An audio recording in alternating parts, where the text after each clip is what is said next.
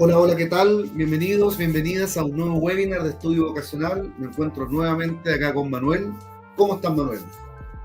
Hola José, buenas tardes. Aquí preparados ya para un tercer webinar. En este caso, lo que nos invita hoy, competencia matemática 2, M2, así que va a estar súper interesante lo que hoy día vamos a revisar. Súper. Y Manuel, recibimos harto un mensaje del webinar anterior donde podemos ver los videos, qué material vamos a estar trabajando. Cuéntanos un poquito de esta serie de webinar PAES que estamos organizando en estudio vocacional. Sí, recuerden que en los webinars anteriores revisamos las pruebas obligatorias, las pruebas de competencia lectora y la de competencia matemática M1. Por lo tanto, esa parte obligatoria ya la revisamos en esos webinars, que obviamente los pueden revisar nuevamente en nuestro canal de YouTube, Estudio Vocacional, así que los dejamos más que invitados para que los puedan volver a revisar. Y ahora lo que tenemos hoy día, ¿cierto? Competencia matemática M2, y próxima semana se nos viene la PAES de Ciencias. Así que vamos a estar, pues, seguir avanzando con la preparación a la PAES. Hay que, de alguna manera, recordar que hemos hecho la de prueba de lenguaje, ¿cierto? La competencia lectora, M1, vamos por M2 y viene la de ciencia. Entonces estamos haciendo todo este ciclo completo y posiblemente también el de historia, así que Historia, vamos a sí, estar también se ahí, nos viene. vamos a estar ahí. Así que eso. Y ahora démosle la invitación a nuestro invitado, ¿no? Así es, hoy día tenemos un invitado de lujo para este tema que es de competencia matemática M2. Él es un profesional del área de las matemáticas. De hecho, si les voy a comentar rápidamente cuál es su trayectoria académica, formativa. Él es licenciado en Educación con mención en Matemáticas de la Universidad Central de Venezuela. Además, tiene un magíster en Matemáticas de la Universidad de Valparaíso y también un doctorado, ¿cierto?, en Estadística de la Universidad de Valparaíso. Y además, él es profesor y además coordinador general del área de matemáticas en la misma Facultad de Ingeniería de la Universidad de Valparaíso. Así que, ¿quién más que acreditado para poder hablar de este tema, ¿cierto? Y lo importante que es la M2 para los que estén pensando en estudiar carreras del área de ciencia e ingeniería. Nuestro invitado de hoy, Silfrido Gómez Polanco. Aquí le damos la bienvenida a este webinar de competencia matemática 2, M2, de la prueba de acceso a la educación superior. Y obviamente agradecer la participación al profesor Silfrido Gómez, quien nos va a acompañar esta noche en este webinar de competencia matemática M2. Profesor Silfrido, muy buenas noches. Hola Manuel, ¿cómo estás? Buenas noches. Bueno, primero que nada agradecerte la invitación y bueno, primera vez que me reciben con tantos honores, tantas presentaciones de título, pero bueno, muchísimas gracias. Yo siempre cuando me presento les digo, mire, yo soy matemático, yo estudio matemáticas y es una de las pasiones que me llevó a seguir aprendiendo un poco más de cosas relacionadas a la matemática y principalmente de cómo hacer una buena transposición de la información. Ahí, bueno, solamente agregar que mi carrera de origen matemática y bueno, eso me conllevó también a estudiar educación, pero entre otras cosas, la matemática es lo que está detrás y lo que nos conlleva a este punto. Muchísimas gracias por la invitación. Un honor para mí No, estar gracias a aquí. usted, profesor, por su tiempo, ¿cierto? Su disposición. Y lo otro es que también lo que nos llama mucho la atención esta formación y además la preparación en el área de las matemáticas, que además coincide con el proceso de acceso que tienen los estudiantes a las carreras de ciencia e ingeniería, en donde uno puede inmediatamente identificar que esta prueba, que es la competencia matemática M2, ¿cierto?, es necesaria justamente para estas carreras de ciencia e ingeniería. Ahí aprovechar unos breves minutos si podemos comentar respecto a eso, cuál es la importancia de esta prueba para aquellas personas que efectivamente quieren ingresar a estudiar al área de ciencias e ingeniería.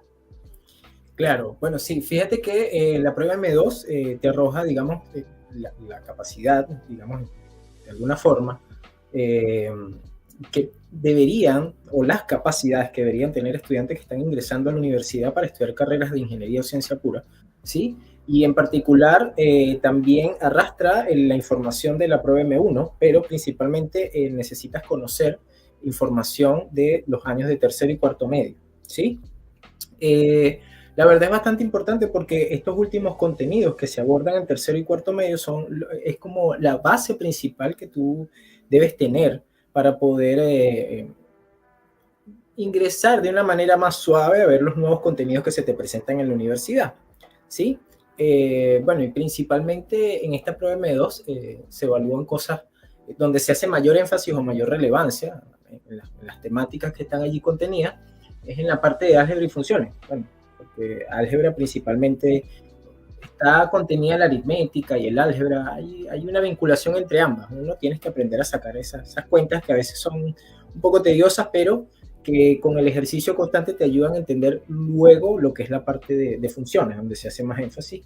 Y bueno, posterior a eso, las otras temáticas, como por ejemplo números, la parte de geometría, probabilidades y estadística, siguen siendo matemáticas, pero en distintas áreas de aplicación, que es cuando ya te vas especializando más en algunas carreras dependiendo de las materias. Entonces, en resumen, la prueba M2 es bastante importante para poder acceder, y yo creo que más que para poder acceder es para no tener un choque cuando te enfrentes a los primeros contenidos en la universidad, que es lo que mayormente revelan muchos de los estudiantes.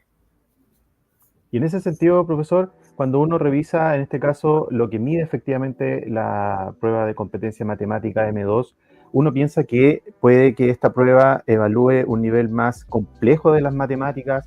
Quizás muchos estudiantes piensan que esto es efectivamente un nivel de más memorización de fórmulas, de contenidos, pero ¿es tan así? ¿Es real ese mito? ¿O en qué hay que enfocarse? Seguramente hay mucho nerviosismo también, como es una prueba más específica. Claro, claro. Bueno, fíjate que en todo proceso de aprendizaje, principalmente, yo creo que en cualquier área de estudio siempre hay un momento de memorización, ¿sí? Porque si no hay una memorización de la información, no puedes empezar a jugar con ella de alguna forma. Cuando uno lo que está buscando es resolver un problema que se te plantea, es como cuando tú buscas una cajita de información allí y empiezas a soltar algunas ideas de forma divergente. A veces uno cree que son ideas que no tienen sentido, pero luego de un buen rato de profundización en la reflexión sobre esta información, de alguna manera converges a algún tipo de solución. Y yo lo veo siempre como que es un porcentaje de la respuesta, ¿sí?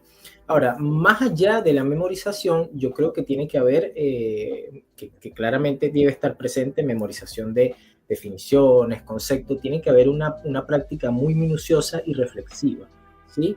Si bien hay unos ejercicios más que otros que son, digamos, yo le llamo a veces un trámite. Hay ejercicios que ya uno los ve y de muchas veces que lo ha repetido, como que de alguna manera categorizado los distintos tipos de ejercicios que te aparecen y simplemente responden de manera inmediata. Hay unos que necesitan un poco más de análisis, ¿sí?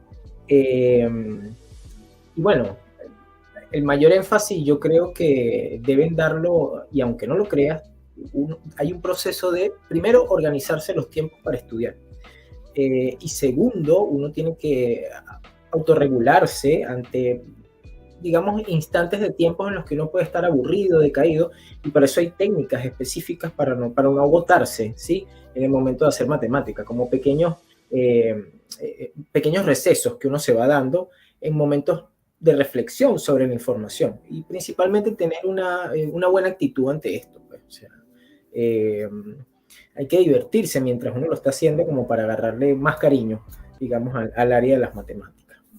Eso. Ahora, desde el punto de vista de las habilidades que están ahí mencionadas en la lámina, efectivamente esas tienen que estar en función de efectivamente responder preguntas de mucha complejidad, en este caso en la competencia matemática de M2, o de alguna forma uno, teniendo claro estas habilidades que mide, puede abordar sin ningún problema preguntas de este tipo. Bueno, fíjate que allí mencionan, por ejemplo, resolver problemas. O sea, yo creo que cuando nosotros nos referimos a resolver un problema, hay un planteamiento, sí. También está vinculado a la manera como se te presenta la información, y yo creo que eso es lo que más genera, digamos, un poco de confusión. Hay una palabra o una ciencia que es la semiótica, que estudia los símbolos, ¿sí? Y la matemática tiene 4 tipos de representaciones semióticas: la verbal, la tipográfica, la funcional, ¿sí? Y la gráfica. Entonces, cuando uno logra unir esas 4 tipos de representaciones que están presentes en lo que es un texto matemático, el objeto que tú estudias se hace, digamos, más amigable en la observación. Ahora, para resolver un problema, tú necesitas analizar y tener una comprensión lectora de lo que se te está planteando. Luego, a partir de allí, tú vas a tener una idea de cómo hacer un bosquejo para poder modelar la situación o representarla. Y posterior a eso es que llega un proceso más argumentativo, ¿sí? Para poder, digamos, es como la metodología de resolución del problema que se te plantea. Entonces, cuando tú modelas y representas la situación, vas a poder primero comprender lo que se te pregunta y posterior a eso, una vez que ya memorizaste y practicaste las temáticas que se te presentaron, vas a poder argumentar, ya sea con palabras y algunas cuentas o algún tipo de simbología. Entonces está como muy íntimamente ligado y sí, la verdad, esas habilidades en un problema, cuando uno habla de un problema no es resolver un ejercicio, no es como que yo te diga 3x más 2 igual a 1 y solamente sacas el valor de la x. Eso es una ecuación. Cuando yo te planteo un problema, hay una situación detrás. Es decir, el planteamiento matemático está embebido dentro de una situación, ¿sí? Es como muy similar a cuando se te plantea un problema de física, ¿sí? Eso es el lanzamiento de una bala, sale desde un cañón y hace un movimiento parabólico. Entonces ya tú sabes que lo que está detrás es una trayectoria, tú tienes que aprender a representar la trayectoria, es una parábola lo que se está dando allí. Entonces, esa palabra parábola tú tienes que saber representarla gráficamente, a nivel de conjunto, tienes que entender el objeto y saber qué pasa y además contextualizarlo para poder responder. No se queda solamente en resolver la ecuación, es una vez que tengas la solución, saber dar respuesta a lo que se te está planteando. Y ahí te aleja un poco de la matemática porque depende de lo que entiendas entre las palabras. Ahí es importante, yo creo recordar, lo conversamos también en el webinar anterior de competencia matemática M1, la estrategia principal es optimizar los tiempos también en el proceso de respuesta a las preguntas. Recuerden que esta prueba es con tiempo, por lo tanto es importante siempre tener en consideración ese factor al momento de abordar las preguntas que están, ¿cierto?, en esta prueba. Avancemos con los contenidos. Si bien los mencionó, profesor, al inicio, es importante poner énfasis seguramente en cuáles van a ser también los tipos de preguntas que nos podemos encontrar en cada uno de los ejes y también de qué manera poder abordar este tipo de preguntas. Ya lo mencionamos al principio, ¿cierto?, que son 4 ejes principales los que se evalúan: números, álgebra de funciones, geometría, probabilidad y estadística. Nos gustaría ir abordando cada uno de estos ejes y ver de qué manera, ¿cierto?, nos podemos afrontar, ¿cierto?, las preguntas que están en cada uno de estos ejes. Claro, claro. Bueno, ahí, antes de eso, me voy a colgar un poco de algo que mencionaste y como para vincular con una palabra que dije al inicio, que es un trámite, ¿sí? Cuando tú vas a hacer un trámite, tú haces lo que tienes que hacer y no te puedes demorar mucho. Y lo mismo pasa con la prueba. Pero para tú tener, digamos, ese manejo de que es un trámite no es que no vas a razonar, no vas a pensar, sino que tu nivel de respuesta ante el problema es casi inmediata, porque ya estás muy familiarizado con lo que se te va a presentar y eso nada más se da cuando hay un proceso de estudio arduo detrás. Tienes que dedicarle un tiempo diario a eso, ¿sí? Ahora, en cuanto a lo que tú me estás preguntando respecto a los ejes, sí, mira, en la parte, fíjate que son 55 preguntas, de las cuales se toman en cuenta 50 preguntas, ¿sí? Allí se hace más énfasis en la parte de álgebra y funciones. Aproximadamente son si mal no recuerdo, es entre 12 y 24 preguntas, ¿sí? Y lo que es la parte de números, geometría y probabilidades y estadísticas son entre 6 y 15 preguntas que te aparecen aquí. Entonces, si tú me preguntas a mí, digamos, en un orden, digamos, de mayor a menor importancia, fíjate que le dan mayor importancia a la parte de álgebra y funciones porque es con lo primero que tú te topas cuando entras a la universidad. Estos dos ramas, digamos, o estos dos contenidos que están dentro de la matemática son sumamente importantes porque detrás del álgebra está la sistematización del proceso aritmético, que es lo que uno aprende en la escuela, ¿sí? Es como saca muchas cuentas, aprende a sumar fracciones, aprende a despejar la famosa X, y luego cuando aprendes a despejar la famosa X, o el X al cuadrado o el X al cubo, tú te vinculas con las funciones como un objeto a través del cual, al tú hacer un input en esa variable extraña que te aparece ahí, eso te arroja una respuesta y uno tiene la capacidad de representarlo gráficamente. Y ahí es donde entra el punto de la geometría. Entonces, desligar cada uno de los contenidos es, digamos, no es Está bien estudiarlos por separado, pero posterior a eso tiene que haber un proceso de engranaje en nuestro cerebro para vincular cada uno de ellos. Cuando hablan de números, ¿sí? Se está hablando principalmente de los conjuntos numéricos, ¿sí? Tener claro algunas propiedades, operaciones de los conjuntos numéricos, ¿sí?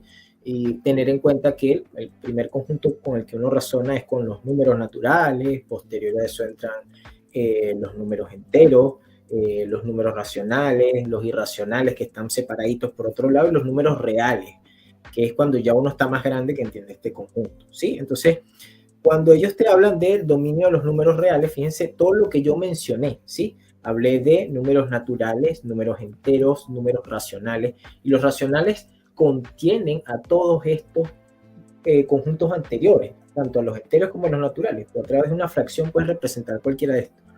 Pero también hay axiomas o leyes que, bueno, los matemáticos antiguos permitieron, una vez que se establecieron, permitieron agregarle nuevas reglas al juego.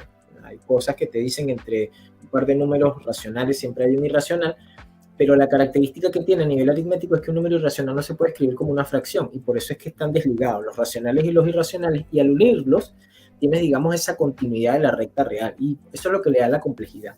Ahora, ahí básicamente lo que te van a evaluar es en operaciones combinadas, tomar en cuenta que vas a tener sumas algebraicas, por ejemplo, y tener en cuenta de qué va primero. Primero van los paréntesis, posterior a eso van los corchetes y después van las llaves. Y en ese mismo orden uno tiene que empezar a quitarlos para luego separarlos, las cosas que se suman y las cosas que se restan. Y cuando se habla de suma algebraica, estamos hablando de que tú puedes sumar números positivos y negativos. Entonces, básicamente se transforma en una resta, pero esta resta también tiene nuevas reglas, ¿sí? Por eso es que uno se aprende el tema de los signos, quién es mayor, cuál es el signo que le colocan, etcétera, etcétera. Bueno, también te aparece la parte de porcentajes, ¿sí? Ahí aparece lo que es la famosa regla de 3, ¿sí? Eso es lo más básico, ¿sí? Tú dices, bueno, si esta cantidad representa este porcentaje, esta otra cantidad, ¿cuánto ocurre? Y es bien mecánico. Tú multiplicas la cantidad por el porcentaje representativo, ¿sí? Y posterior a eso lo divides entre otros. Y eso te da un porcentaje. Es simplemente una cuenta. Las tasas es cuando de una cantidad que está fija, ¿sí? Sobre esa cantidad tú empiezas a evaluar en el numerador, ¿sí? De esta fracción, cuánto tienes de esa cantidad representativa. Es como un parámetro, ¿sí? Es como cuando tú hablas de un indicador, ¿sí? El indicador de crecimiento poblacional en una zona. ¿En dónde tú lo comparas? Bueno, tú pones la población general, ¿sí? Y luego pones la población particular, y eso te da una tasa, ¿sí? O un indicador, que básicamente está muy ligado a lo que es un porcentaje, ¿sí? O una proporción. Y bueno, cuando hablamos de lo que es logaritmo y aplicaciones financieras, bueno, la función logaritmo tiene una particularidad porque en el área de las matemáticas desempeña una multifunción, ¿sí? Hay ecuaciones logarítmicas y el logaritmo per se. El logaritmo en sí mismo es una función, ¿sí? Entonces ya ahí, de por sí, cuando tú hablas del logaritmo como función es porque está, no quiero decir funcionando porque es como redundar, está aplicando cosas de un lugar a otro y tú estás viendo lo que está llegando, pero con la particularidad de que lo que los está llevando tiene una forma bien específica, y el logaritmo lo que se encarga en el área de la investigación o de la ciencia es de regular las escalas. Cuando tú tienes una variable con números muy grandes, de menos de 7.000 a 200.000, uno aplica un logaritmo y la variable que te está hablando es el logaritmo del número, y eso te ayuda a regular las escalas para entender mejor las cosas, ¿sí? Y eso es parte de sus aplicaciones. Ahora, también existe aritmética con los logaritmos. Hay un montón de propiedades detrás de cuando tú le aplicas logaritmo a un valor. Hay leyes con las que uno se maneja. Entonces, fíjense que el álgebra y las funciones están muy, muy ligadas. Por ejemplo, está el famoso logaritmo en base de, o logaritmo natural, que es en base del producto de dos cosas. Eso se termina convirtiendo en el logaritmo en base de la suma de las dos cosas por separado, aplicadas el logaritmo. Entonces hay que tener cuidado y aprenderse, y ahí es donde entra la memorización, aprenderse estas reglas de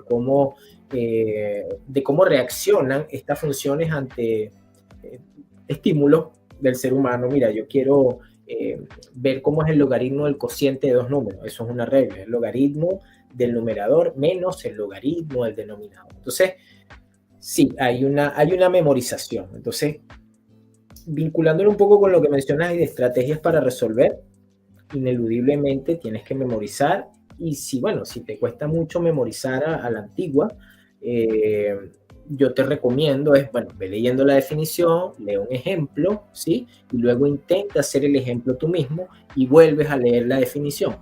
Pero esto no se puede hacer de un día para otro, Manuel, ¿sí? Esto se tiene que hacer con tiempo y uno tiene que organizarse. Entonces, todo lo que mencionamos inicialmente está nuevamente íntimamente ligado. Organización del tiempo, hay que aprender a regularnos un poco y, tomarse en serio lo que estamos haciendo. Razonar lo que estás haciendo, pensarlo por qué lo estás haciendo, en qué te aporta. Ahí yo creo también importante mencionar y volver a recalcar es que esta prueba está pensada para aquellas personas que efectivamente quieran entrar a estudiar alguna carrera relacionada con la ciencia y la ingeniería. Por lo tanto, si tu objetivo, tu meta es ingresar a ese tipo de carreras, esta prueba tienes que prepararla. Y sí, sumándome un poco a las palabras que acaba de mencionar el profesor.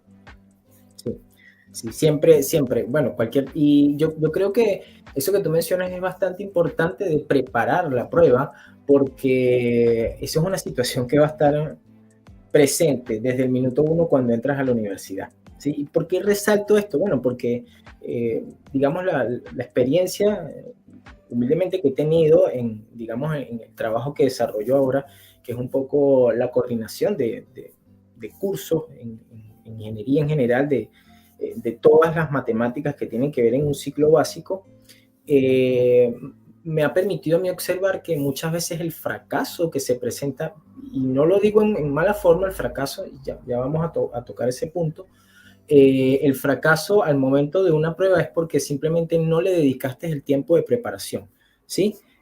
Muchas veces los estudiantes creen que cuando tienen una brecha o un espacio, digamos, dentro de las asignaturas que tienen que ver durante un semestre, ellos creen que ese espacio es para estar tranquilos, relajarse, si bien puedes tomar un pequeñito tiempo de eso, no debería ser todo, porque uno simula de alguna forma el horario laboral común y la universidad te prepara para esa situación. Y es allí donde tú tienes que reforzar los contenidos, repasarlos. Ojo, no digo todos, hay muchos que si bien van adaptando este hábito y a medida que van madurando más en la carrera se dan cuenta que es necesario para poder sacarlo. Y cuando llegas a la vida laboral, ya para ti es costumbre, ¿sí? Ahora, retomando el tema de lo que yo le llamaba el fracaso, yo creo que uno debe ser tolerante ante el fracaso y no lo digo como una palabra negativa, no. El fracaso es que hiciste el intento de resolver un ejercicio y si no te da lo que tú esperabas, bueno, tienes que volver a intentarlo una y otra vez hasta que ocurra. O sea, no es mágico, no hay una inteligencia divina atrás, no, esa inteligencia tú la vas cultivando y los niveles van aumentando. Entonces uno tiene que ser tolerante al fracaso, a la frustración, porque es natural, todos nos equivocamos, todos cometimos errores, pero es el proceso reflexivo lo que está detrás. Y eso te lo da única y exclusivamente la preparación para las pruebas. Ahí, profesor, aprovechando que estamos hablando del tema de cuáles son aquellos tipos de preguntas, en la siguiente lámina nos vamos a encontrar con aquellas que tienen relación con álgebra y funciones. Si mal no recuerdo, al principio mencionó que esta área o este tipo de preguntas al parecer son las que están más presentes en la prueba, si mal no recuerdo. Sí, o sea, van de 12 a 24 preguntas aproximadamente, son las que te aparecen de las 55. O sea, para que vayan practicando, calculen el porcentaje, ¿sí? Si 55 preguntas representa el 100%, 24 preguntas, ¿cuántos serán? O sea, si decimos que supongamos que son 50 las que te toman para evaluar, digamos, la capacidad que tú tienes de aprobar esta evaluación, supongamos que son 24, el 49% de las preguntas que te van a tomar en cuenta vienen relacionadas con álgebra y funciones, casi el 50% de las preguntas, ¿sí? En relación al resto de las otras preguntas, y que no es que no sean importantes, no, porque por ejemplo la parte de números está incluida en la parte de álgebra y funciones, porque sin los números no puedes hacer álgebra ni puedes trabajar funciones, ¿sí? Bueno, eso hablando, digamos, del conjunto de números reales, ¿sí? Y la geometría, para tú poder visualizar los objetos, te hace falta imputar números sobre las funciones, que es un algoritmo básicamente que se te está representando y que te arroja una respuesta. Y para hacer probabilidades y estadísticas, y ahí necesitas un nivel de razonamiento mayor, ¿sí? Tienes que comprender los objetos como funciones y esta clase de cosas. Entonces, cuando tú entras, lo primerito, por ejemplo, en el sitio donde yo estoy, de lo que se conversa es de lógica proposicional, conjuntos, y ahí entra la parte de números. Y posterior a eso empiezas a abordar cosas relacionadas como con ecuaciones, y el final es la parte de funciones, porque esto te prepara para empezar a tomarte un poco más en serio lo que es el cálculo diferencial, cálculo integral, que ya son materias propiamente de ingeniería, ¿sí? Base. En el caso de la estrategia, me llama la atención en el caso de la última, que es la 4, que dice sustituye con cuidado y comprueba tu resultado. Me parece que en el webinar pasado conversábamos con el profesor Johan respecto a que en álgebra principalmente viene este gran temor a las letras, cuando empiezan a aparecer las letras, y claro, ahí me acordé de esa situación y no sé cómo funciona realmente en esa parte de la sustitución. Me imagino que ese tema de letras con números, ahí para que nos comente dónde hay que poner ojo en este caso. Claro, bueno, cuando nosotros, es un tema porque por lo general los estudiantes siempre te dicen, oye, dame un ejemplo con numerito. Y cuando tú hablas de álgebra ya te estás desprendiendo de la aritmética, ya tú estás viendo, esas cosas se llaman coeficientes numéricos y coeficientes literales. Cuando tú hablas de un coeficiente literal, que es una letra, la letra simplemente lo que te está diciendo es que cuando tú tomas un elemento del conjunto que te están mencionando en el enunciado, es porque todos los elementos de ese conjunto, al sustituirlo en esa ecuación, van a tener la misma gracia, ¿sí? Con un resultado que va a variar, no sé, te puede dar 2, 3, 4. Pero hay que tener cuidado y tomar conciencia de que esa letra, al estar en ese conjunto, se va a comportar como un elemento de ese conjunto, independientemente del resultado que tú tengas. Entonces, cuando tú sustituyes con cuidado, a lo que se refiere es que, supongamos, tú tienes, te dicen, si x es igual a 1, y te dicen, ¿cuánto es f de x si f de x se escribe como x más 1? Bueno, tú vas a agarrar ese 1 y lo vas a sustituir en la x. Luego lo que vas a tener es que vas a sumar 1 más 1 y tienes un 2. Ahora, si yo lo generalizo, si te digo, para todo a en los números reales, cuando yo sustituyo en x más 1, voy a obtener un número real. Y eso lo que me está indicando es una propiedad de esa función, ¿sí? Cualquier letra va a ser cualquier número que tú tomes en ese conjunto. Al sustituirlo en la función, lo que vas a obtener es un número nuevamente de ese conjunto. Entonces, no es enfocarte en el resultado, sino en la propiedad que te está generando esa letrita al sustituirlo en ese algoritmo o en esa función, ¿sí? Y es como un poco abstracto, pero eso es álgebra, cuando ya tú estás hablando de coeficientes literales. Tienes que entender la propiedad, no el resultado como tal. Perfecto, profesor. Hay otro tipo de pregunta que es la que viene a continuación, que es geometría. Yo acá, la verdad es que cuando empezamos a hablar de geometría y viene el concepto que aparece en la siguiente lámina, que tiene que ver con justamente el concepto de trigonometría, ¿ya? Ese concepto que para algunas personas, algunos estudiantes, me imagino que son un poco terroríficos. ¿Están así, profesor? Sí, bueno, la verdad sí. Porque, bueno, les comento un poco. Trigonometría es geometría a partir de triángulos, ¿sí? Viene un poco de cuando Pitágoras en su época se dio cuenta de que cuando tú tienes en un plano cartesiano que tienes x, y, en vez de moverte solo en forma horizontal y vertical, ¿sí? Así uno se mueve en plano cartesiano, él se dio cuenta que se podía mover por una diagonal. Entonces, cuando tú tienes un cuadradito y trazas una diagonal, estás obteniendo un triángulo. Sí, y ahí es donde dicen, bueno, el cateto 1 al cuadrado más el cateto 2 al cuadrado representa la diagonal al cuadrado. Él se dio cuenta de que en el plano cartesiano te podías mover de una manera diferente que solamente horizontal y vertical, sino diagonal. Y a partir de todo eso surgen, digamos, lo que son las identidades trigonométricas, ¿sí? Y las identidades trigonométricas están relacionadas, es un área muy bonita, cabe destacar, ¿sí? Están muy relacionadas con las funciones sinusoidales y cosenosoidales y todas las que son familiares a ellas o que provienen de ellas.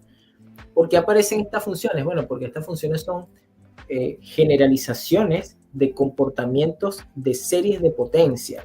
Y esto es una cosa ahí que dije que se nos fue el cerebro por otro lado, ¿sí? Pero una serie de potencia es una suma casi infinita, ¿sí? de polinomios.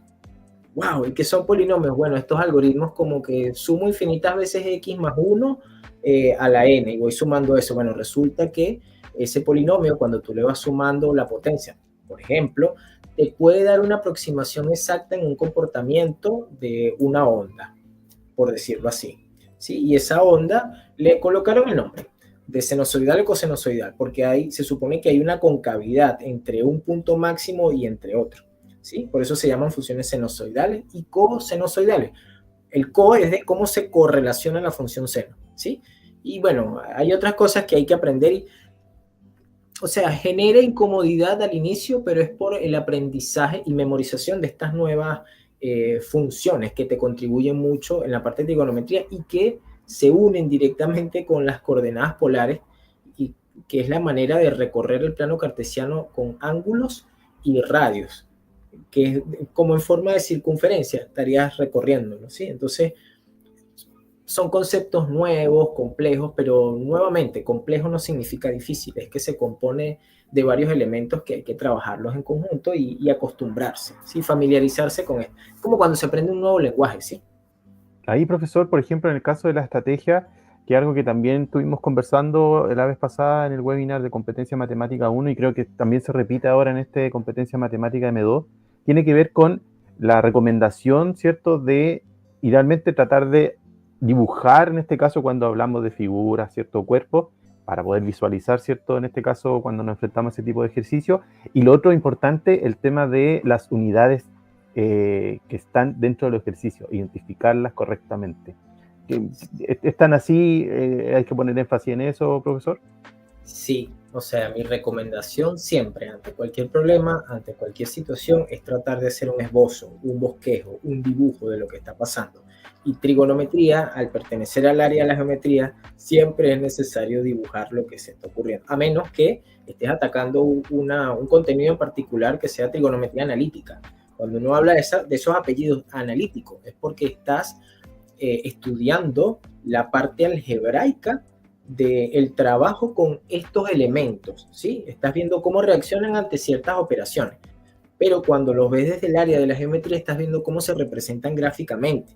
Y cuando trabajas trigonometría, están las dos cosas juntas. Y cuando hablas de circunferencia, que digamos es un tipo de cónica, ¿sí? Hay una ecuación en estas coordenadas rectangulares y hay un equivalente en coordenadas polares que está asociado con funciones trigonométricas, ecuaciones trigonométricas. Entonces, lo primero, y necesariamente, aunque a muchos no les guste, tienes que memorizar las funciones y las relaciones que hay entre ellos. Te ayuda a simplificar mucho la cuenta. Ahora, con respecto a las unidades, yo creo que es bastante importante porque, por ejemplo, cuando tú dices, asegúrate de usar las unidades correctas, m cuadrado es distinto de m al cubo, cuando tú te percatas de que esto está tributando directamente a la dimensión donde trabajas, ahí empiezas a tomarle un poco más de peso a lo que estás haciendo, porque cuando tú hablas de m al cuadrado estás trabajando en 2 dimensiones, cuando hablas de m al cubo estás trabajando en 3 dimensiones, entonces en uno estás viendo el área y en el otro estás viendo el volumen, ¿sí? Y el volumen y el área son dos cosas distintas, están en dimensiones distintas, ¿sí? Y eso, digamos que penaliza mucho en una prueba cuando estás viendo física, bioquímica, biofísica, sí, todas estas materias donde tienes que ser minucioso con las unidades. Por ejemplo, la gente que está estudiando farmacia, esto es sumamente importante, porque si tú echas una cantidad exagerada en una unidad incorrecta, puedes fabricar un medicamento que puede matar a una persona, y es por ignorar esto, ¿sí? Es así de delicado, ¿sí? Y justamente, y sobre todo para los procesos de admisión a la educación superior, justamente se busca minimizar ese riesgo, ¿cierto?, de conocer con anterioridad las unidades de medida. Profesor, quiero llevarlo ya, yo me imagino, a su campo más específico, haciendo mención, como decía en la presentación, a este doctorado en estadística, ¿cierto? Por lo tanto, esta área, ¿cierto?, probabilidad estadística, seguramente es una de las que efectivamente está más instalada, ¿cierto?, en el caso de su área de experticia. Sí, sí. Bueno, la verdad me gusta toda la matemática y probabilidades estadísticas siempre para mí fue un reto, un challenger, como dicen por allí, porque, bueno, tienes que comprender los objetos matemáticos dentro de la estocasticidad o el azar. Ya no es solamente determinista, pues hay cosas que pueden variar y tú tienes que aprender a jugar con esas variaciones, ¿sí? Entonces, bueno, hablando de probabilidades y estadística, bueno, hacer probabilidades es tratar de buscar la posibilidad de ocurrencia de un evento en medio de un espacio cerrado de posibles eventos que puedan ocurrir, ¿sí? Y cuando hablamos de estadística hay que tener en cuenta que lo que se evalúa aquí es estadística descriptiva, ¿sí? Y la estadística descriptiva lo que trata es de sistematizar, organizar y de recopilar información para presentarla de una manera resumida. Fíjense que cuando, por ejemplo, uno ve las estadísticas que te presentan, digamos, de las votaciones, te hablan de porcentajes de votos de un candidato, de porcentaje de votos de otro candidato en base a cierta cantidad, o sea, te hablan de una población, de una muestra, un porcentaje que representa. Hay que saber interpretar esto, y todo esto se da a través de la organización de dato a dato que tú vas recopilando y sistematizando con algunas herramientas, como la media, la varianza, la moda, medidas de tendencia central, medidas de dispersión. ¿Qué te da cada una de esas cosas? Medidas de posición, cuando te hablan del cuartil 25, el cuartil 30, el cuartil 50, el percentil, ¿sí? Es porque lo dividen en 100 o dividen en 4 la población completa, ¿sí? Uno tiene que aprender a hacer lectura de los gráficos y poder dar respuesta a lo que te están preguntando, o sea, qué porcentaje de personas alcanzó tal puntaje. Entonces, de las 100, si fueron, por ejemplo, cuando hablábamos ahorita del número de preguntas que te aparecen, de las 50 preguntas, ¿cuántas aparecen relacionadas al área de álgebra y funciones? Si hablamos que son 24 de las 50, fíjense que es casi la mitad, y la mitad es un 49%, por eso les arrojé eso. Si fuese el 25 es el 50%, ¿sí? Sí. ¿Qué otra cosa les podría agregar de eso? Bueno, enfocarse principalmente en la estadística descriptiva. Eso, y en el caso de la estrategia, ¿cuál sería la que usted destacaría más, profesor, en este caso, para poder poner énfasis, por ejemplo, en alguna de las que están ahí? Mira, yo haría énfasis en, bueno, cálculo de probabilidades, medidas de tendencia central y de dispersión y distribución normal. ¿Por qué distribución normal? Bueno, principalmente aprender a buscar valores en la tabla normal, ¿sí? La famosa tabla normal 0,1, porque muchas veces nos hacen preguntas relacionadas a eso, ¿sí? ¿Cuál es la probabilidad de que ocurra tal evento asumiendo que la variable aleatoria es normal? Cuando me dicen que la variable aleatoria es normal es porque la función que lo representa tiene forma de campanita. Y es una función normal, y para calcular eso uno utiliza una herramienta bastante compleja que vendría siendo una integral.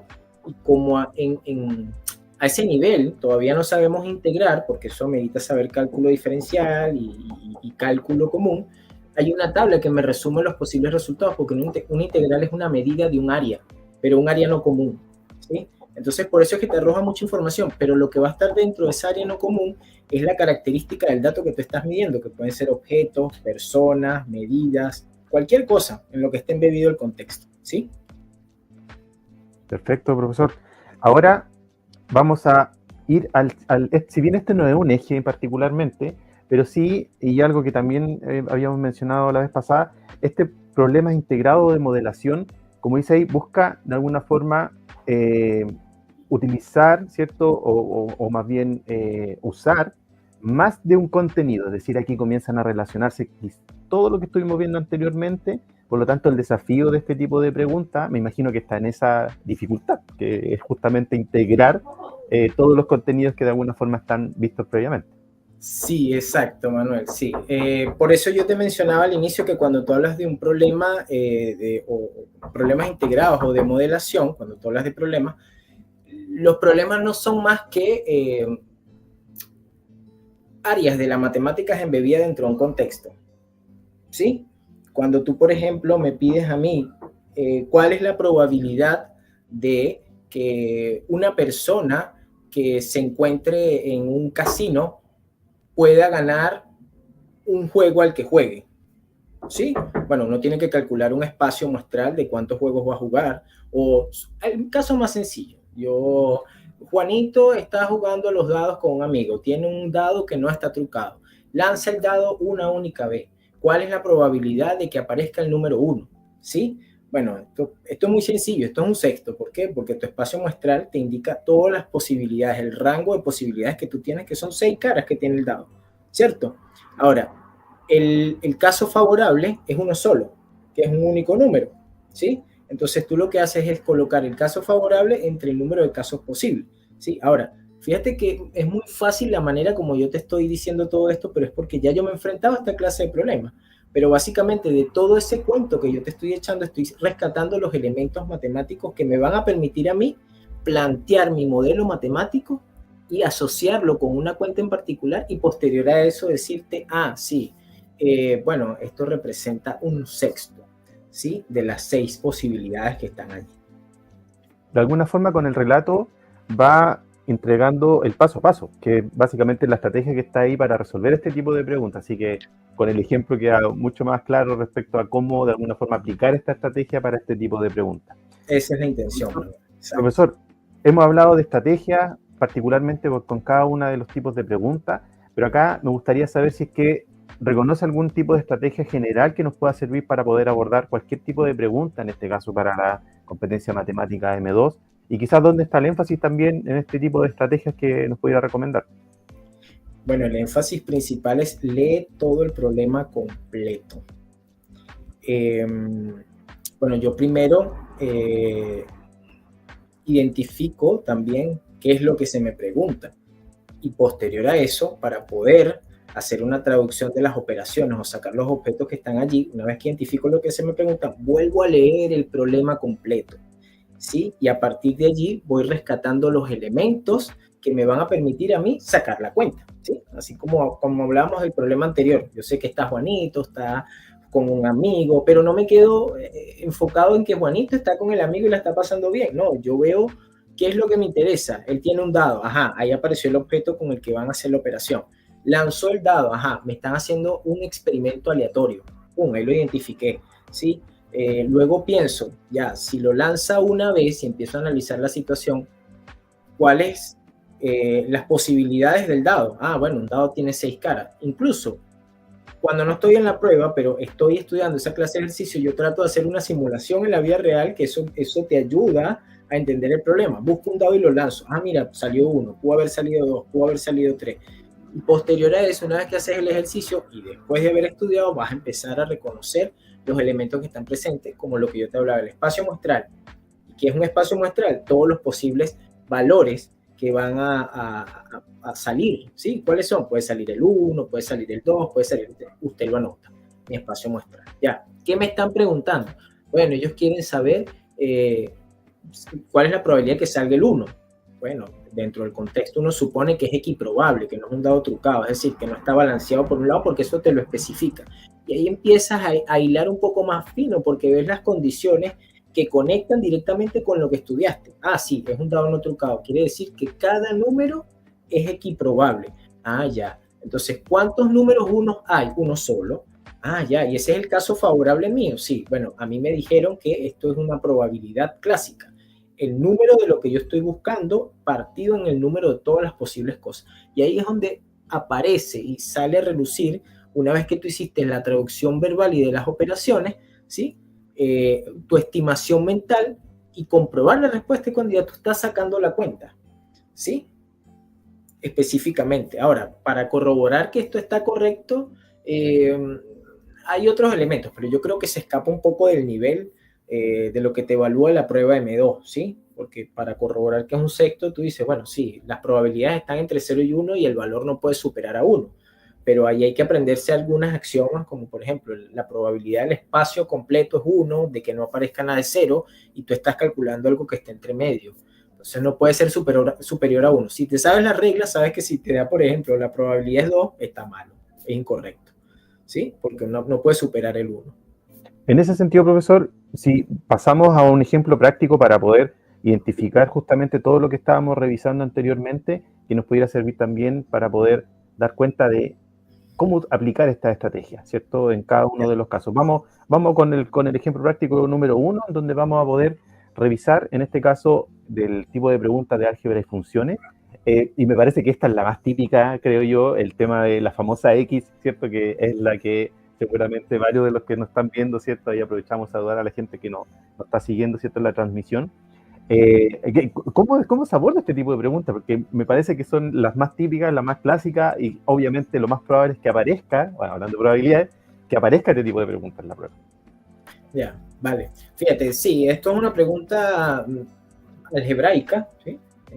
Ecuaciones principalmente, donde ese objeto se puede ver como una función. Sin embargo, ¿qué es lo que me están preguntando? Si esta igualdad ocurre, ¿cuál es el valor para que ocurra? Porque cuando tú ves ese objeto, lo primero que te preguntas, 3 por algo más 5 es igual a 20. Bueno, ¿cuál es el algo que yo debo colocar allí? Esa es una pregunta natural si no sabes nada, ¿sí? Ahora, casi siempre le ponen una X, pero no tiene que ser una X. Tú puedes poner un arbolito, un pececito, un cuadradito, que lo que te está señalando es una incógnita, lo que no conocen, ¿sí? Ahora, a mí me están haciendo una proposición lógica, me ponen sí, esta cosa, no dicen el entonces, pero el entonces viene cuando lees la pregunta. Entonces, ¿cuál es el valor de X? ¿Sí? Hay una proposición compuesta detrás de ese planteamiento. Entonces, cuando simplemente tú ves 3x más 5 igual a 20, tu cerebro tiene que reaccionar y asociarlo con que, ya, tengo que despejar la x para hallar el valor. Pero para tú llegar a ese razonamiento tuviste que haber practicado ejercicios de este estilo. No se te va a ocurrir de la nada. Entonces ahí es donde te entiendes, ya. Primero vamos a pasar, como yo digo, peras con peras, manzanas con manzanas. Las peras son los números que van con letras y las manzanas son los numeritos solos. Entonces hay reglas. Despejas hacia un lado. El 5 yo lo despejaría hacia la derecha y cambia de signo. Eso es otra regla que nosotros debemos aprender. Y me queda 3x es igual a 20 menos 5. Ya. Siguiente línea. Todo esto que yo les estoy diciendo, ustedes lo tienen que ir escribiendo en un papelito, en orden. ¿Sí? 3x más 5 igual a 20. Siguiente línea. 3x igual a 20 menos 5. ¿Sí? Ya. Luego, siguiente línea, 3x es igual a 20. ¿Cuánto es 20 menos 5? 15, ¿sí? Y posterior a eso te das cuenta de que hay otra clase de despeje. Tú vas a quitar el 3 de la x, porque a ti te interesa saber el valor de la x, no de 3x. Y ahí hay otra regla. Lo que está multiplicando a la incógnita pasa al otro lado de la igualdad, dividiendo a todo, ¿sí? Los que ya han resuelto esta clase de cosas están familiarizados y ahí finalmente te dice, bueno, 15 entre 3, ¿cuánto es? Bueno, X es igual a la respuesta B, 5. En este caso, si revisamos el paso a paso, claro, considerando lo que ya se mencionó, profesor, ¿cuál sería el énfasis en este caso para poder abordar este tipo de preguntas? Mira, fíjate, en el paso a paso, ahí mencionas, bueno, restar 5 a ambos lados, claro, es otra técnica, exacto, sí. Bueno, la técnica correcta. Puedes hacerlo mediante despeje o aplicando operaciones inversas, ¿sí? Y las operaciones inversas van de la mano, sí, haciendo sumas de los objetos inversos de los que están allí. ¿Qué fue lo que hicieron allí? Bueno, lo que tú haces de un lado de la igualdad, tienes que hacerlo en el otro lado. No es que puedes aplicar una cosa de un lado y del otro no, porque si no estás alterando algo que se llama homogeneidad del planteamiento inicial. Entonces, cuando tú restas 5 de un lado y 5 del otro, estás quitándote el 5 del lado izquierdo, ¿sí? Y estás incorporándolo al lado derecho. Y básicamente estás haciendo una suma algebraica. Por eso fue que, imagínense que yo les dije mentalmente 3x era igual a 15, ¿sí? Entonces, ¿cómo yo me quito el 3? Bueno, tengo que dividir entre 3 para que eso se convierta en un 1, o despejarlo, lo que uno hace. Pero si divido entre 3 del lado izquierdo, también divido entre 3 del lado derecho. Del lado izquierdo me va a quedar X, del lado derecho me va a quedar 15 partido entre 3, y ahí, bueno, es necesario que sepamos dividir. 15 entre 3 es igual a 5, ¿sí? Ahora, ¿cómo corroboro que eso es cierto? Si me dicen que X es igual a 5, yo el 5 lo sustituyo en mi ecuación original, que decía 3x más 5, ¿a cuánto es igual? Bueno, 3 por 5, 15, más 5, 20. 20 es igual a 20, está correcto. ¿Sí? Profesor, entonces entiendo que podríamos abordar de diferentes maneras, ¿cierto? Este mismo ejercicio. Sí, ciertamente, sí. Perfecto. ¿Pasemos al segundo ejemplo o ponemos énfasis en esto? Sí, pasemos al siguiente, que es justamente de probabilidad y estadística, claro. Que uno de los temas, cierto, que ya habíamos conversado anteriormente y que de alguna forma también encuentro yo, por lo menos desde mi experiencia, son ejercicios que complican desde el punto de vista de la comprensión lectora. Yo creo que aquí juega un papel importante el tema de la comprensión lectora. Lo conversamos también la semana pasada y justamente es algo que es complejo para los estudiantes poder abordar este tipo de preguntas desde el proceso de comprensión del texto que está en nuestro tipo de ejercicio. Claro, sí. Bueno, fíjate que la verdad esta clase de ejercicios, si bien son complejos porque el trasfondo de lo que está allí es que hay una teoría de conjunto no menor que hay que entender, las reglas entre los conjuntos, ¿sí? Como cuando tú hablas de un conjunto, a mi cabeza llegan dos ideas. El conjunto está ordenado o no. Son conjuntos de objetos, conjuntos numéricos. Porque si es un conjunto de objetos y yo meto en una bolsita muchas cosas, yo lo que puedo hacer es contar las cosas, pero no puedo decir quién es mayor a quién, ¿sí? Un ejemplo, eso se le llama un tipo de escala nominal cuando son objetos. Cuando tú estás, por ejemplo, viendo jugadores de fútbol, ¿sí? Todos tienen una etiqueta, acá, un número acá atrás, pero ese número no es un indicador de quién va primero o va de segundo. Si bien hay alguien que se denota como que es el capitán, pero ya le ponen como una cuestión acá en el brazo, ¿cierto? Pero es para identificarlo. Sin embargo, el número que está atrás no me está indicando quién va mayor o menor, y en ese caso yo lo veo como conjuntos de jugadores, ¿sí? A diferencia de cuando veo conjuntos de números naturales. Ya yo sé que el 1 es el menor de todo y va primero, ¿sí? Entonces ahí el razonamiento es distinto en ese caso. Ahora, ¿por qué hago el énfasis en conjunto? Porque me están preguntando en el enunciado cuál es la probabilidad de que no sea verde. No me están preguntando de que sea algo, sino me están preguntando lo contrario. Y en teoría de conjuntos existe una cosa que si tú tienes un conjunto, siempre vas a considerar un conjunto universal, que es el conjunto que contiene a todos los conjuntos, ¿sí? Entonces, si yo fijo un conjunto dentro de ese conjunto universal, lo que no está allí va a ser su complemento. Es decir, cuando yo lo uno me va a dar todo. Y es exactamente lo que a mí me están preguntando acá. Fíjate, me dicen, en una caja hay 5 pelotitas rojas, 4 verdes y 3 azules. La pregunta es, ¿cuántas pelotitas hay?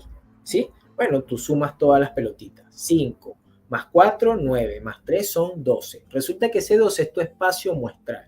Todos los posibles valores que pueden tomar, ¿sí? El experimento de sacar una pelotita de la caja. Entonces, hay unas que tienen más probabilidades de que ocurra o no. ¿Por qué? Porque tienen mayor cantidad de ese color de pelotitas dentro de la caja. Entonces es más probable de que ocurra. Pero eso se puede comprobar. Sí, nuevamente con este concepto de probabilidad clásica. Mi espacio muestral es 12 y va en el denominador. Y ya eso me empieza a dar una idea a mí de cuáles son las alternativas que descarto. ¿Sí? 3/4 y el 1/3. De momento, ¿sí? Porque puede ser que también esté simplificado, ojo, ¿sí? La respuesta. Entonces, abajo vas a poner 12 y me dicen, ¿cuál es la probabilidad de que no sea verde? Hay que tener claro que la probabilidad total es la suma de todas las probabilidades de los conjuntos que me dan el espacio completo, asumiendo que son independientes, ¿sí? Independientes que salga una roja no me va a, no va a generar una dependencia con que salga una amarilla, ¿sí? Eso se explica, digamos, en una clase con mayor profundidad. Ahora, cuando tú quieres ver el hecho de que sea, de que no sea verde, tú dices, bueno, ¿cuál es la probabilidad de que sea verde? ¿Sí? Entonces tú dices, 4 verdes partido en el número total. Entonces, 4 partido en 12. Ahora, que no sea verde, ¿cuánto es? Que sea otro color. Bueno, es lo que falta para que sume las 12. En este caso serían 8 pelotitas, ¿sí? Entonces son 8 pelotitas que incluyen los colores rojos y azules que no son verdes y están divididos entre 12, porque el que sea verde es 4 partido en 12. Por ende, están preguntándote por qué no sea verde, por el complemento, a eso me refería. Del conjunto total me están preguntando por lo que no está acá, me están preguntando por lo que no, por lo que está afuera, independientemente que sean dos colores distintos, y por eso queda 8 partido en 12. Cuando yo hago el énfasis, ¿verdad?, de que hay que tener cuidado con la respuesta, fíjate que allí cuando tú colocas en el punto 3 probabilidad P igual a 8 partido en 12, eso se puede simplificar, ¿sí? Entonces lo simplificaste por 4, dividiste entre 4 el numerador y entre 4 el denominador. Si yo hago eso, el 8 se convierte en un 2 y el 12 se convierte en un 3. Ahí luego tienes que ver las opciones de lo que tiene, ¿sí? ¿Puedes devolver a la lámina previa, por favor? Claro. Fíjate, ahí aparece 2/3. No aparece 2/3. Te aparece 8 partido en 12, ¿sí? Entonces fíjate que la respuesta correcta es la B, pero siempre hay que llevarlo hasta el final a modo de simplificar para ver si también está contenido allí, porque pudieron haber puesto exactamente ese número, ¿sí? Que también es totalmente válido. Por ejemplo, la alternativa D podría haber sido perfectamente 2/3, por ejemplo. Exacto, Que, y la B haber sido reemplazada por otro valor. Claro. Claro, ¿ves? Pero Súper. fíjense, ahí también nos podemos dar cuenta que si hubiese sido 2/3 y se deja el 8/12, ahí es donde uno dice, bueno, pero esto está extraño, porque tengo dos posibles respuestas para uno mismo. Se pueden más de una alternativa, pueden ser dos, ¿sí? Entonces, porque puede ser que no nos hayamos equivocado, pero eso nos puede estar generando una duda, ¿sí? Y ahí es donde uno dice el famoso, eso está mal planteado.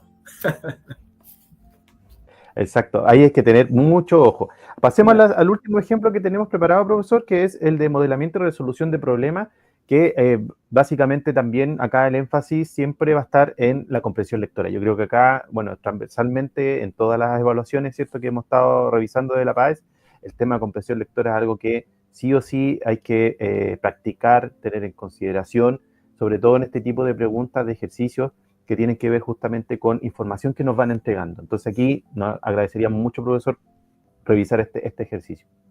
Claro, fíjate, mira, vamos a hacer una lectura rápida. Te dicen, en un depósito de agua, un depósito de agua tiene forma de prisma rectangular con base de 4 metros de largo y 3 metros de ancho. Si el nivel de agua sube 0,5 metros, ¿cuántos litros de aguas adicionales hay en el depósito? Bueno, palabras clave. A mí me están hablando de un prisma rectangular. Yo inmediatamente me ubico como un prisma rectangular, ¿sí? Bueno, un prisma rectangular es como cuando uno ve una cajita de jugo, ¿sí? O una cajita de esas de leche, ¿sí? Entonces, fíjense que cómo se miden los litros. Fíjense que cuando ustedes vean una cajita de esa, dice centímetros cúbicos o metros cúbicos, ¿sí? Bueno, ya yo tengo una idea de cómo va a ser. Luego me hablan de una base. Y fíjense que la base está en 2 dimensiones. 4 metros de ancho por 4 metros de largo. La base está contenida en 2 dimensiones. Ahora, cuando a mí me dicen el nivel del agua sube 0,5 milímetros, es que yo estoy viendo cómo el agua está saliendo de mi plano, ¿sí? Imagínate que tengo una gotita de agua y voy dejándola caer. ¿Qué va pasando? Bueno, en algún momento la gotita va saliendo del plano y ahí yo me doy una idea representativa de qué es lo que está ocurriendo. Ahora, necesito tener herramientas de cómo se calcula el volumen de algo, ¿sí? Ahora, el volumen de algo no es más que multiplicar ancho, largo y profundidad. Eso cuando tú lo estudias te queda claro si es un volumen conocido, ¿sí? Y en este caso sería 4 de ancho por 3 de largo por 0,5 de altura. Y eso sería 3 por 4, 12. Y si lo multiplicas por 0,5, fíjense que en mi cabeza yo nunca multiplico por 0,5. Yo me doy cuenta que 0,5 es un medio, ¿sí? Y yo multiplico 12 por un medio, eso es 12 entre 2 y eso es 6. Ahora tienes metros de ancho, metros de largo y metros de altura. M por M por M. Entonces, lo que tú estás buscando, los litros, vienen en 3 dimensiones. ¿Sí? Por eso. Entonces, un metro cúbico es un litro de agua. Entonces, ahí recibe un poco la importancia, pero fíjate que lo primero que yo hice fue hacer lectura y fui sacando los elementos geométricos, posterior a ello, los elementos que me permitían a mí sacar la cuenta de ideas divergentes y posterior a eso, después de la reflexión, converjo directamente a un posible resultado, pero tiene que haber una evaluación previa. Ahora, estos ejercicios no se resuelven de entrada sin haber estudiado alguno, sin haberse ambientado con estos ejercicios, sin haber preparado una prueba con esta clase de ejercicios. No es sencillo analizarlo. Fíjense que hay todo un contexto. De hecho, profesor, una de las cosas que es importante recalcar es lo que viene a continuación. ¿Cuáles serían aquellos errores más comunes que uno puede identificar? Me imagino que con su experiencia también con estudiantes que están ya en la universidad y las personas que se están preparando justamente para rendir una prueba pensando en estudiar una carrera de ciencia e ingeniería, ¿cuáles son aquellos errores más comunes que uno puede identificar, no solo en la preparación para PAE, sino que en general para resolver problemas del área de las matemáticas? Bueno, el error más común es que operan antes de entender. Se quedan solamente con lo primero que leen y no leen el ejercicio con detalle. Entonces, ¿en qué tienes que hacer énfasis siempre? Leer bien el problema. Y el tema de confundir las unidades es un tema que se puede solventar estudiando, principalmente. ¿sí? Cuando tú estudias, esa confusión la eliminas, ¿sí? Y el tema de no estimar mentalmente para descartar las respuestas absurdas, eso es una consecuencia de cuando ya tú tienes la habilidad o digamos la competencia, o cuando ya tú tienes la capacidad, que está entre una habilidad y una competencia, de resolver esta clase de problemas, porque eso es algo que inmediatamente pasa rápido. Tú empiezas, como cuando yo te dije, puede ser 8 los que están partidos entre 12 en el ejercicio anterior, pero ojo, ¿sí? Porque si yo simplifico, me cambia el denominador. Eso me lo dio la experiencia y es una consecuencia para responder más rápido. Y eso se logra estudiando mucho, haciendo muchos ejercicios, siempre, y repasando la teoría. No solamente hacer el ejercicio, sino evaluar lo que tú hiciste, el proceso, y contrastarlo con la teoría. Tienes que tener un proceso reflexivo si realmente quieres aprenderlo bien. Ahora, error común, no leen todo el problema. Se quedan solo con el enunciado o con que Pablito estaba jugando con el dado y se rió mucho y no se enfocan realmente en el objeto matemático que tienen que sacar. Entonces ahí tiene que haber un proceso también de regulación de esos elementos distractores que son de autosaboteo, ¿sí? También puede ser ansiedad para evadir. Y bueno, y un consejo ante eso que yo siempre le doy a mis estudiantes, si es posible, no sé si se permitirá, yo me llevar una manzanita o algo de comer sano que no sea con mucho azúcar, porque el azúcar, cuando tú empiezas a procesarla, el ritmo sanguíneo, usted debe saber mejor más de esas cosas que yo, empieza a ir más lento y empiezas a dormirte. Y si te empiezas a dormir, dejas de prestar atención y, bueno, y se desencadenan un montón de cosas. En cambio, una manzanita, cuando vas comiendo, no permite que los nervios se estallen, porque tu cerebro, mientras está pensando y estás comiendo, no va a permitir que se accione esa ansiedad, ¿sí? Esas fueron algunas herramientas que yo aprendí. Y no saquen cuentas de nada si no están entendiendo el problema, porque los profesores se dan cuenta de esas cosas. Y en pocas palabras lo que dicen, este estudiante estuvo divagando en la prueba, no estudió. Eso deja en evidencia claramente que no estudió, más que si dejan la prueba en blanco. Súper, súper. Ahora, para ir ya cerrando, profesor, y obviamente agradecer también este espacio que nos permitió para poder entender más respecto a la prueba de competencia matemática M2, me gustaría que nos mencionara aquellos consejos finales que usted recomendaría a todas las personas que se están preparando para este proceso. Importante recordar, esta prueba es necesaria para poder ingresar a estudiar carreras del área de ciencia e ingeniería. Por lo tanto, la preparación para esta prueba tiene esa finalidad. Y por eso lo estamos junto con el profesor Cifrido Gómez, quien además es académico y profesor de la Facultad de Ingeniería de la Universidad de Valparaíso, quien también de alguna forma nos ha orientado respecto a cómo poner énfasis en esta prueba, también pensando en tu primer año de universidad. Bueno, mi consejo principalmente es estudien mucho, ¿sí? Y disfrútenlo mientras lo estén haciendo. No se autosaboteen con aquello de esto para mí es tortuoso, me toca estudiar, es algo fastidioso. No, yo creo que la palabra clave la tienen ustedes con este proyecto de estudio vocacional. Cuando yo me estoy preparando y estudiando para una prueba de algo que me gusta, lo disfruto, ¿sí? Entonces ahí hay que tener claro qué es lo que yo quiero estudiar, en qué soy bueno, ¿sí? Entonces va de la mano un poco con tu vocación. Ahora, puntualmente relacionado al área de las matemáticas, es necesariamente siempre un proceso de lectura, memorización, contraste con los ejemplos, y el contraste va de la mano tú, ¿sí? Imitando el mismo modelo del ejemplo, y luego lo alejas y tratas de hacerlo tú solo y pasas a un siguiente nivel. No importa si la persona o un compañero con el que tú estás va más rápido, no, tú tienes que ir en base a tu ritmo, tú tienes que entenderlo, ¿sí? Y ser constante, de organizarte con el tiempo y dedicarle al menos, deberían ser 2 horas, pero yo le dedicaré al menos 1 hora diaria. Si pueden ser más, mejor, ¿sí? Esa es la primera estrategia. Posterior a eso, si te embotas de información durante el estudio, toma pequeños breaks, ¿sí? Mientras estés estudiando, relájate un poco, te tomas un vasito de agua, no puedes estar comiendo cosas que vayan en contra de mantenerte alerta y siempre prestando atención, ¿sí? No puedes estar comiendo cosas con demasiado azúcar, es la verdad, pues, o sea, eso yo con experiencia se los digo, que te empiezas a quedar dormido y dejas de prestar atención a lo que estás haciendo. Y evitar los distractores que nos conllevan a procrastinar. yo me alejaría del Instagram por ese momento, me alejaría del WhatsApp en ese momento, me alejaría del Facebook en ese momento, de las redes sociales, ¿sí?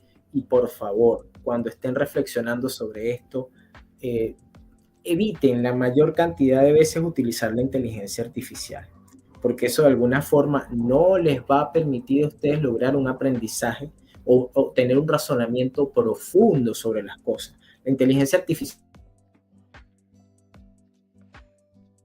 Ahí tuvimos un problema de conexión. Futuro, porque el razonamiento... Ahí sí. No, Ahora, no se preocupe, no se preocupe. Ahora El razonamiento profundo, la inteligencia artificial lo castra, ¿sí? Te lo elimina. Y lo más importante acá para tú poder resolver el problema, debe haber un razonamiento profundo. Es decir, lo que estuvimos haciendo, analiza cada objeto, plantéalo, descríbelo.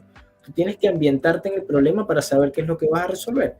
Eso es como cuando quieres resolver un problema de la vida real. No sé, quieres llevar nuevos muebles a tu pieza y resulta que no pasa el mueble completo y tú empiezas a buscar soluciones, pero es porque te interesa solventarlo. Ahí tú no le preguntas a la inteligencia artificial cómo lo hago. Y ahí se te va a ocurrir inmediatamente, bueno, ¿será que se arma o no se desarma? Ah, si se desarma sería una maravilla, lo desarmo y paso, digamos, a la pieza y lo armo allí, ¿sí? O por última instancia, me pasé de las medidas. Bueno, ¿existe alguna forma donde yo la pueda subir por otra parte exterior? No sé, muchas veces puedes subir un colchón de una cama por una ventana grande, una panorámica. Eso es parte del razonamiento profundo. Estás buscando resolver un problema. Eso no se lo vas a preguntar a la inteligencia artificial. Eso es una cosa que vas resolviendo en el momento. Lo mismo pasa acá, ¿sí? Entonces, repasando, tener claro qué es lo que quieres estudiar. Y para eso tienen a la gente de estudio vocacional, ¿sí? Segundo, una vez que te prepares para la prueba, que es la M2, debe haber un proceso de memorización de los conceptos. Debes jugar con los conceptos, busca ejemplos, ¿sí? Y posterior a que tú tengas ejemplos, trata de imitarlo. Y una vez que te sientas seguro imitándolo y entendiendo el paso a paso, atrévete a hacer ejemplos por ti mismo. Si te equivocas, no importa, rompes la hoja, bota, vuelves a escribir en otra hoja o simplemente pasas la hoja de tu tablet. Otro consejo, yo preferiría que escribieran en papel. Hay estudios que revelan que cuando uno escribe en papel, el proceso de aprehensión de lo que estás escribiendo es más fuerte que cuando escribes en una tablet. Eso ocurre. Y está comprobado, búsquenlo. Súper, muchas gracias, profesor. Ahora, aprovechando también el espacio, queremos evidentemente agradecer todos los comentarios, los tips que nos ha dado, las estrategias también para abordar el tema de la competencia matemática M2 para el ingreso a la educación superior. Y obviamente también dejamos invitados a quienes quieran contactar al profesor Cifrido, lo pueden hacer a través de estudio vocacional. Quienes quieran de alguna forma clases particulares, consultas, vamos a estar ahí también contactando al profesor en caso de que las personas que nos están acompañando y viendo, ¿cierto?, requieran algún tipo de servicio de ese tipo. Así que, profesor, le agradecemos mucho el espacio, el tiempo dedicado, los consejos muy claros, muy precisos, así que nada, solo agradecer la disposición y la disponibilidad de este proceso. Bueno, Manuel, gracias a ustedes por este honor de invitación. Gracias a José, gracias a ti nuevamente. Bueno, mayor de los éxitos porque me parece un proyecto increíble que ustedes están desarrollando, se están preocupando por las nuevas generaciones y por lo que puedan aportar a Chile, un país tan hermoso y del cual quedé enamorado desde que llegué.